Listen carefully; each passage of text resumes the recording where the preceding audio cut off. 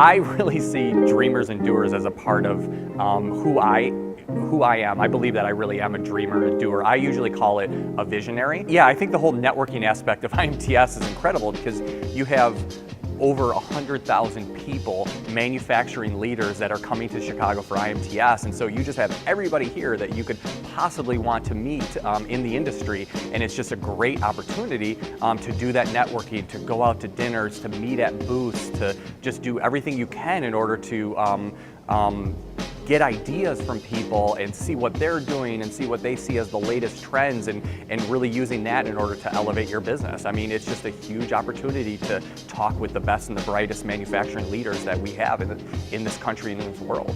As an example, we're going to be implementing robotics into our offering. So we're going to be, which, you know, if you were to ask me 5 years ago, or, you know, I would have said robotics, no way, I don't know anything about that. But when I was at IMTS, I remember taking my daughter and she was like, wow, the robots are really cool. And that was like the place that she wanted to stay and really focus on the robots moving stuff around, and really got me thinking, how do I take robots, which are usually the large manufacturing companies that are mostly focused on that, you know, the automotives and the aerospace companies. How do I take that to the small and mid-market? And so that's going to be like the future of our dream. Is if you look at the evidence of what robotics has done for manufacturing companies who have implemented it, is that typically their employment goes up.